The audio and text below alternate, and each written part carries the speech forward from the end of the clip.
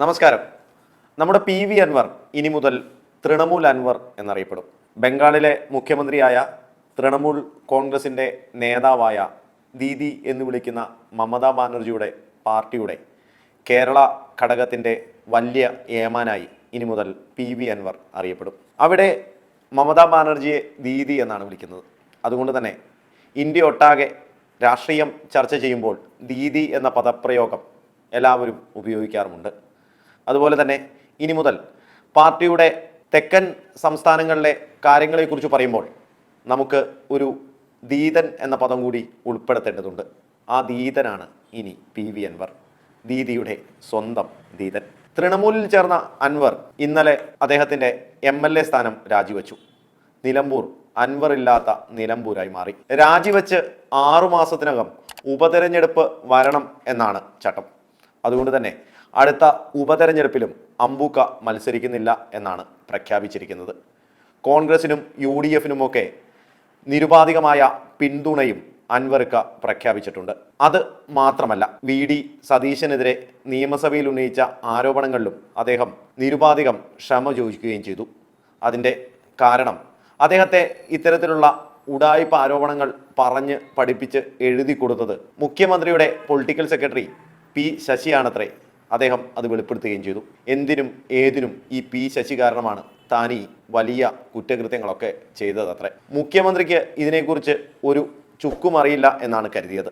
പക്ഷേ മുഖ്യമന്ത്രിയും ഇതിനൊരു ഭാഗമാണ്.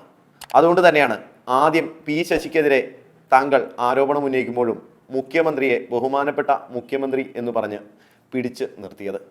പക്ഷേ കാര്യങ്ങൾ കൈവിട്ടുപോയി. മുഖ്യമന്ത്രി തന്നെ മാറ്റി പറഞ്ഞു. അപ്പോൾ തന്നെ നമ്മുടെയും ട്രാക്ക് മാറി. അങ്ങനെ അൻവർ മുഖ്യമന്ത്രിക്കെതിരെ എന്തു പറയാൻ, പിണറായിസത്തിനെതിരെയുള്ള ഒരു വലിയ യുദ്ധത്തിനാണ് ഇപ്പോൾ ഒരുങ്ങുന്നത്. അതിന് കേരളമൊന്നും പറ്റില്ല. കേരളത്തിൻ്റെ പുറത്തുള്ള അങ്ങ് വെസ്റ്റ് ബംഗാളിൽ ചെന്ന് ദീദിയെ കണ്ട് കാര്യം പറഞ്ഞ് ആ യുദ്ധത്തിന് തയ്യാറാകാൻ പോവുകയാണ് അൻവർ. ഏതാണ്ട് 482 ദിവസത്തിനകം നമ്മുടെ പിണറായി വിജയൻ്റെ പിണറായിസത്തിൻ്റെ അടപ്പളക്കും എന്നാണ് അൻവറിൻ്റെ പ്രഖ്യാപനം. പ്രധാനമായും ദീദിയെ കണ്ടു പറഞ്ഞ 2 കാര്യങ്ങളുണ്ട്. ഒന്ന് പിണറായിസം, രണ്ടാമത്തത് ആനയിസം. എന്ന് വെച്ചാൽ കേരളത്തിൻ്റെ മലയോര മേഖലകളിലെ കർഷകർ നേരിടുന്ന വന്യജീവി ശല്യമാണ് പ്രശ്നം. ഇന്നലെ പത്രസമ്മേളനത്തിലും അൻവർ പറഞ്ഞു. നമ്മുടെ സെക്രട്ടേറിയറ്റിൻ്റെ അകത്തുവരെ പുലി ഇറങ്ങുമെന്നാണ് അൻവർ പറഞ്ഞത്. അത്രയ്ക്ക് അതീവ പ്രശ്നമുള്ള ഒരു പ്രതിസന്ധിയാണ് ഈ വനജീവി ആക്രമണം എന്നാണ് അൻവർ കൂട്ടിച്ചേർക്കുന്നത്. സെക്രട്ടേറിയറ്റിൽ മനുഷ്യപ്പുലികളല്ലാതെ ഇത്തരത്തിലുള്ള ഒറിജിനൽ പുലികൾ ഇറങ്ങിയാൽ അതും പ്രശ്നമാവും. ഇതൊക്കെ ആദ്യം തന്നെ കണ്ടുപിടിച്ച് ഇതിനൊരു പരിഹാരം നേടുവാനാണ് അൻവർ ബംഗാളിലെത്തിയത്. ദീദിയെ കണ്ടതും ദീദിയോട് കാര്യം പറഞ്ഞു. കേരളത്തിൽ ഇപ്പോഴുള്ള പ്രധാന പ്രശ്നങ്ങൾ ആദ്യം പറഞ്ഞതുപോലെ തന്നെ പിണറായിസവും ആനയിസവുമാണ്. കാട്ടാന ശല്യം അതിപ്രതിസന്ധിയാണ് കേരളത്തിലെ മലയോര മേഖലയിൽ ജീവിക്കുന്ന മനുഷ്യർ നേരിടുന്നതെന്നാണ് അൻവറിൻ്റെ പക്ഷം. കാര്യം ശരിയാണ്. പക്ഷേ പരാതി പോയി പറഞ്ഞത് നമ്മുടെ ദീദിയുടെ അടുത്ത്, ബെസ്റ്റ് ആളുടെ അടുത്താണ് അൻവർക്ക പോയത് എന്നാണ് അടുത്ത കോമഡി. ഈ കടുവ ആക്രമണത്തിൽ ഏറ്റവും കൂടുതൽ ആളുകൾ കൊല്ലപ്പെടുന്ന സ്ഥലവും ദീദിയുടെ നാടാണ്. കാട്ടാന ആക്രമണത്തിൽ 10% ആക്രമണങ്ങൾ സംഭവിക്കുന്നത് ഇന്ത്യയുടെ കിഴക്കൻ സംസ്ഥാനങ്ങളിലാണ്. അതിൽ 1ാം സ്ഥാനം ഒഡീഷയാണെങ്കിൽ 2ാം സ്ഥാനം ബംഗാളാണെന്നും കണക്കുകൾ വരുന്നുണ്ട്. അപ്പോൾ അവിടെ ദീദിക്ക് പരിഹരിക്കപ്പെടാത്ത കാര്യങ്ങൾ പ്രശ്ന പരിഹാരത്തിന് വേണ്ടിയാണ് അൻവർ ഇവിടെ നിന്ന് വണ്ടി കയറിയത്. ഇതൊക്കെ കേരളത്തിലെ ജനങ്ങൾ വിശ്വസിക്കണം. മലയോര കർഷകരിൽ ഏറ്റവും കൂടുതൽ ആളുകൾ ക്രിസ്തീയ വിഭാഗത്തിലുള്ള ആളുകളാണ് ഇതേ പ്രശ്നങ്ങൾ അനുഭവിക്കുന്നതെന്നും അൻവർ പത്രസമ്മേളനത്തിൽ പറഞ്ഞു. അത് മറ്റൊരു ന്യൂനപക്ഷ സ്നേഹമാണ്. ഈ ഇലക്ഷൻ വരുമ്പോൾ അൻവറിന് പണ്ടേ ഈ ക്രൈസ്തവ സ്നേഹം വരാറുണ്ട്. അവിടെ നിന്ന് വോട്ട് കിട്ടിയില്ലെങ്കിൽ ഫ്യൂസ് പോകുമെന്ന് അൻവറിനറിയാം.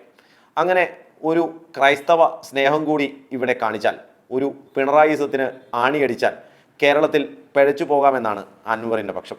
പക്ഷേ കേരളത്തിൽ ജീവിക്കാൻ വേണ്ടി പണിക്ക് വരുന്ന ബംഗാളികളോട് വരെ ദീദി എന്ന് പറഞ്ഞാൽ അവൻ കാലിൽ ചെരിപ്പൂരി അടിക്കുന്ന അവസ്ഥയാണ് ബംഗാളിൽ.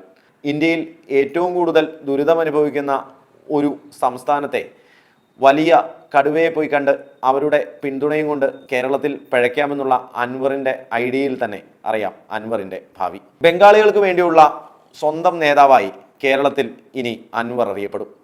ബംഗാളികൾക്ക് വേണ്ട പരിപ്പും കടുകെണ്ണയും സവോളയും ഉരുളൻകിഴങ്ങുമെല്ലാം കൃത്യ രീതിയിൽ വില കുറച്ച് ഇവിടെ കിട്ടുവാനുള്ള കാര്യത്തിലും അൻവർ ഈ പിണറായിസം കാട്ടാനിസം എന്ന രണ്ട് കാര്യങ്ങൾ കഴിഞ്ഞാൽ ഫൈറ്റ് ചെയ്യുവാനും ആലോചിക്കാവുന്നതാണ്.